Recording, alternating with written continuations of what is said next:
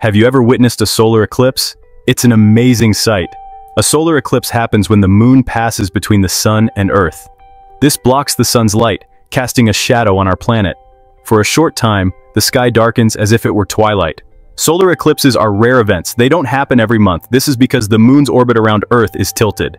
So the moon doesn't always align perfectly with the sun and Earth. When they do line up just right, we get to see an eclipse. Imagine standing in the path of the moon's shadow. The air grows cooler. The sky takes on an eerie glow. And for a few precious minutes, the sun, moon, and Earth are in perfect alignment. It's a celestial spectacle you won't soon forget. Not all solar eclipses are the same. There are three main types: total, partial, and annular. Each type offers a unique view of this cosmic dance. A total solar eclipse is the most dramatic. This occurs when the moon completely covers the sun. The sky goes dark, and the stars may even become visible.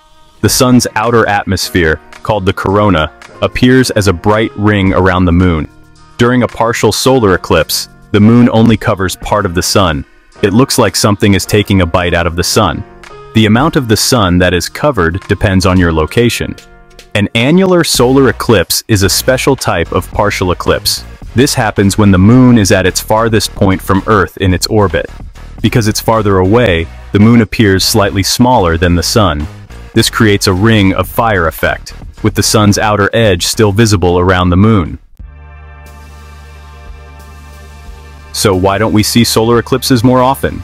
It all comes down to the alignment of the sun, moon, and Earth. The moon orbits Earth, and Earth orbits the sun. However, the moon's orbit is not perfectly aligned with Earth's orbit around the sun. It's tilted at an angle of about 5 degrees. For a solar eclipse to occur, the sun, moon, and Earth must be in a straight line. This alignment is called syzygy, and because of the moon's tilted orbit, syzygy doesn't happen every month. Think of it like this. Imagine 3 runners on a track. One runner represents the sun, another represents Earth, and the third represents the moon. The moon, the inner runner, is running slightly faster than the Earth, the middle runner. Sometimes, the moon passes between the sun, the outer runner, and Earth.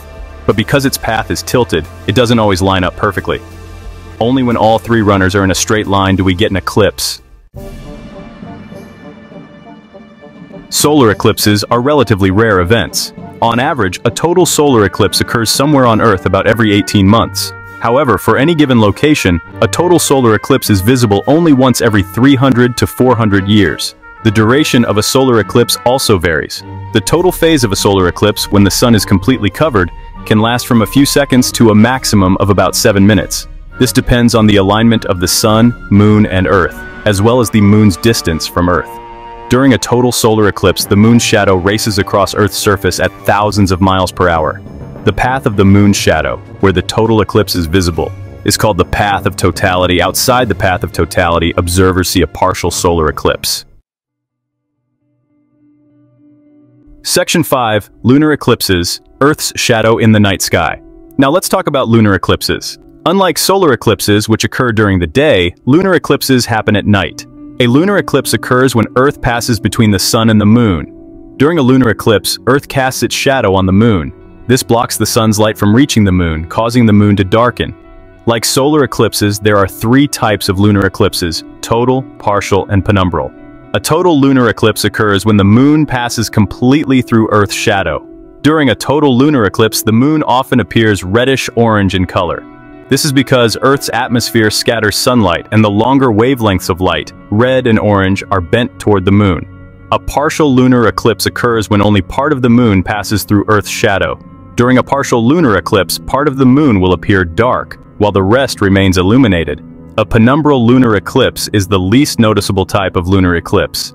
This occurs when the moon passes through Earth's penumbra, which is the outer, fainter part of Earth's shadow. During a penumbral lunar eclipse, the moon may appear slightly dimmer than usual. Section 6. A Tale of 2 Eclipses, comparing solar and lunar events. While both solar and lunar eclipses involve the alignment of the sun, Earth, and moon, there are some key differences between these 2 celestial events. Visibility. Solar eclipses are only visible from a narrow path on Earth's surface, while lunar eclipses are visible from anywhere on the night side of Earth. Frequency. Lunar eclipses are more common than solar eclipses. This is because Earth's shadow is much larger than the moon's shadow. Safety. It is safe to look at the moon during a lunar eclipse. However, it is not safe to look directly at the sun during a solar eclipse, except during the brief period of totality when the sun is completely covered. Looking directly at the sun can cause serious eye damage. Duration. Lunar eclipses generally last longer than solar eclipses. A total lunar eclipse can last for several hours, while a total solar eclipse typically lasts only a few minutes. Section 7, the science of shadows, gravity, and celestial mechanics. Eclipses are a fascinating example of the interplay between gravity and celestial mechanics. Gravity is the force that holds our solar system together. It's what keeps the Earth in orbit around the Sun and the Moon in orbit around Earth. The Moon's orbit around Earth is not perfectly circular. It's slightly elliptical, which means that the Moon's distance from Earth varies over time. When the Moon is closest to Earth, it appears slightly larger in the sky. When the Moon is farthest from Earth, it appears slightly smaller. The Moon's gravitational pull on Earth is what causes tides. The Sun also exerts a gravitational force on Earth, but it's much farther away, so its effect on tides is weaker. During a solar eclipse, the Sun and Moon are aligned, and their gravitational forces combine. This can cause a slightly higher than usual tide, known as a spring tide. Section 8. Safe viewing, protecting your eyes during an eclipse. It's important to remember that looking directly at the sun, even during a partial solar eclipse, can cause serious eye damage. The sun emits intense ultraviolet radiation that can burn your retina, the light-sensitive tissue at the back of your eye. Never look directly at the sun without proper eye protection. Regular sunglasses, even very dark ones, do not provide adequate protection. To safely view a solar eclipse, you'll need special-purpose solar eclipse glasses or viewers that meet the international standard ISO 12312-2. These glasses block out harmful UV radiation and reduce the sun's brightness to a safe level. Another safe way to view a solar eclipse is to use a pinhole projector. A pinhole projector works by projecting an image of the sun onto a screen. This allows you to indirectly view the eclipse without looking directly at the sun. Section 9. Historical and cultural significance of eclipses. Eclipses have fascinated and frightened people for centuries.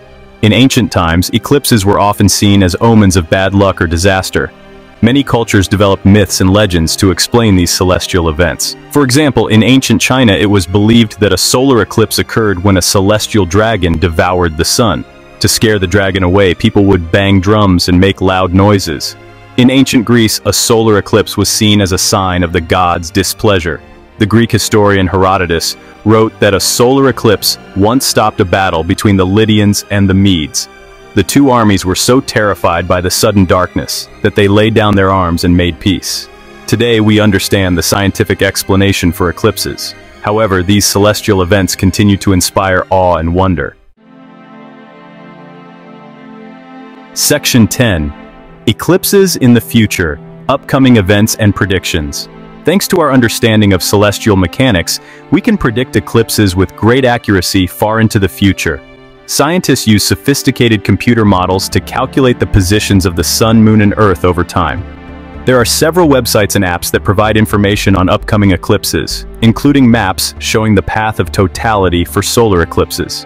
If you're interested in witnessing a solar eclipse, it's a good idea to plan ahead. Total solar eclipses are rare events, and the path of totality is often in remote locations. Section 11. Conclusion: the enduring allure of eclipses. Eclipses are a reminder of the vastness and wonder of our universe. They offer a glimpse into the celestial dance of our solar system and the laws of physics that govern it. Whether you're a seasoned astronomer or a casual sky watcher, witnessing an eclipse is an unforgettable experience. So next time there's an eclipse visible from your location, make sure to grab your eclipse glasses for solar eclipses or find a comfortable spot under the night sky for lunar eclipses and enjoy the show.